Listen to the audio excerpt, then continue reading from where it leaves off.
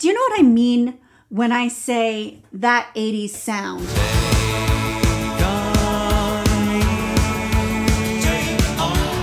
You can immediately think of an overarching sound that contributed to your memory of that timeline.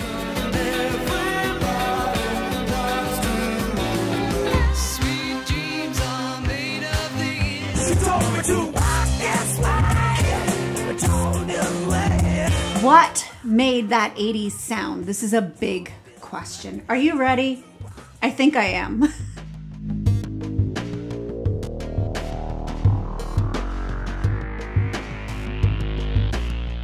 All right, so we are kicking this off with the most concentrated point that I want to talk about, and that is synthesizers. And you know that I love talking about synthesizers if you've seen any of my videos. In reality, synthesizers were the heart of that 80s sound.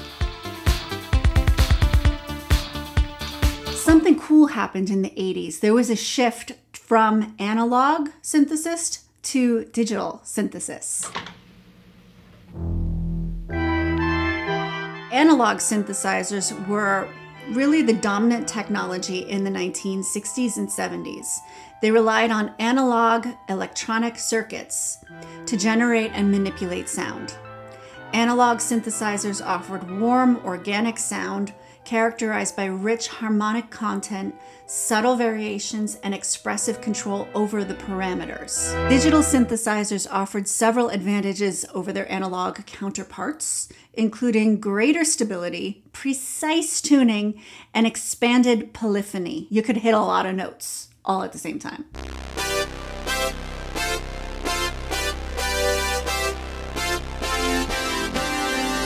Digital synthesizers could produce a wider range of sounds, including realistic emulations of acoustic instruments, complex waveforms, and sophisticated modulation effects. Digital synthesizers became ubiquitous in professional studios and home recording setups. So basically, the shift from analog to digital during the 80s, it marked a monumental transformation that created a sonic landscape. Here's just a few examples of synthesizers that really contributed to that sound. Keep in mind, this is a mix of digital and analog. So here's a synthesizer that I haven't talked about yet on my channel, and that is the Roland Juno 106.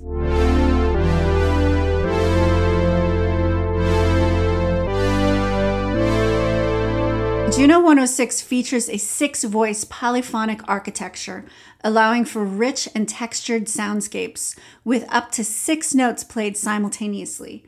It incorporates a digitally controlled oscillator, or DCO, for stable tuning and resonant low-pass filter that adds depth and character to the sound. One of its standout features is its easy-to-use interface with hands-on controls for shaping sounds and creating patches. So, few examples of some hit songs that featured the Juno: Sweet Dreams by the Eurythmics, Take On Me by Aha, and Blue Monday by New Order. The next synthesizer is no stranger to my channel. It is the Yamaha DX7, and this was a digital beast. It was like the OG. It was like the synthesizer everybody looks to when we're talking about the origins of digital synthesizers and FM synthesis. If you want a more in-depth dive into the Yamaha DX7, I suggest you watch this video and then watch this video where I actually got to interview Dr. John Chowning, the discoverer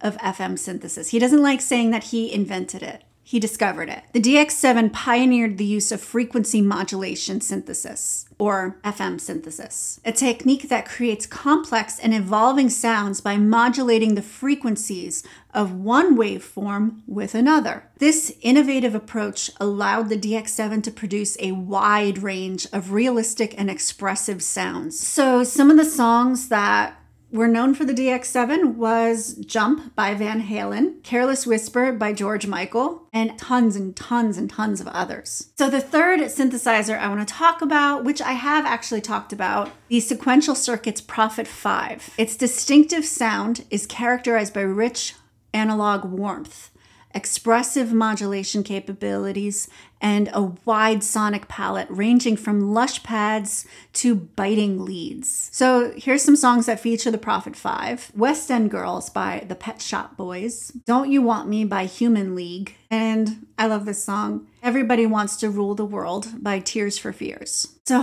that was synthesizers. I could not just make this video just about synthesizers because another huge contributor to that 80s sound were drum machines.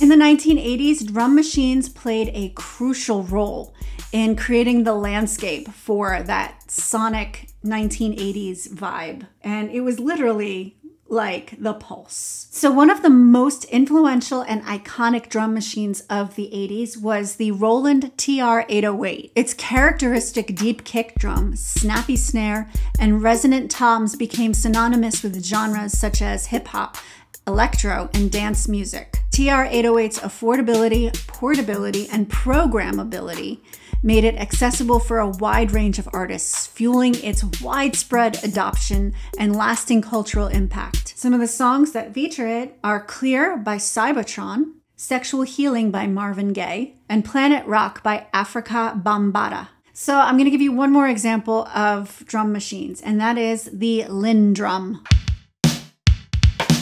It was a highly influential drum machine that played significant role in defining the sound of the 80s as well as the TR-808.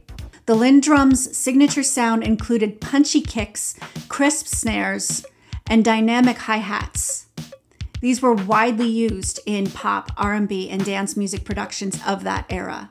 So some examples of songs that feature the LinnDrum are When Doves Cry by Prince, Billie Jean by Michael Jackson, and Need You Tonight by INXS. So this brings me to the last thing I want to examine in this video that was a huge contributor, and that was sampling. You see, I am Wonder Mike, and I like to say hello. Up to the black, to the white, the red, and the brown, and the purple, and yellow. So here's how sampling worked in the 80s. Samplers used in the 80s were standalone devices or rack-mounted units designed specifically for sampling audio. Common 80s samplers included the Fairlight CMI, computer musical instrument, the E-Mu emulator series, the Akai S900, and Ensoniq Mirage. So here are some examples of some songs that used sampling technology.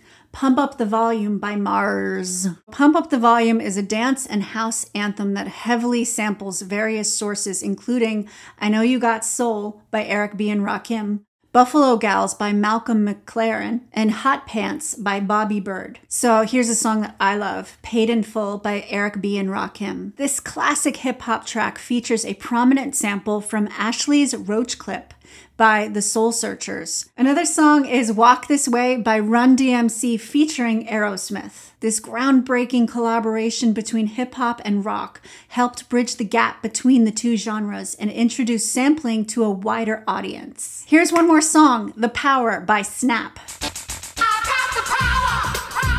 The Power is a dance and house anthem that heavily samples I've Got the Power by Chili Rob G.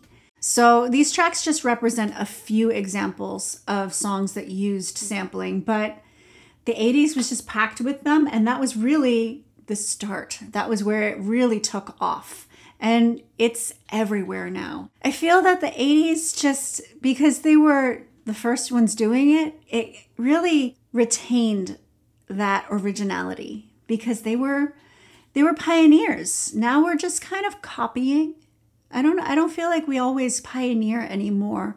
And I wanted to do this video because I feel like the 80s were such a time of ingenuity and creativity and discovery and curiosity and dedication to the hard work needed in order to get you to the results that they found. You know what? There was a lot of things that contributed to the sounds of the 80s, and I think it's our job to understand it and innovate and move forward. What? So that's just my take. What are we doing now? What are you doing now? If you're a musician, if you write songs, what are you doing now to innovate? There's a lot of tech that went into everything that I was talking about. There's a lot of work. There was a lot of creativity and a lot of ingenuity and a lot of dedication to the art of creating sound. So that's what we're tasked with. It's only 2024. The decade's not over. I think we got this. I think that we can come up with something new and fresh and innovative, and we don't have to copy the past. But I think it's good to look to the past, to be inspired by the work and the dedication and the technology. So if you liked this video, please like this video and subscribe to my YouTube channel if you haven't already, because I do lots of stuff like this and then some other stuff in between. All right? Whatever that means. Have a fantastic rest of your day. Bye.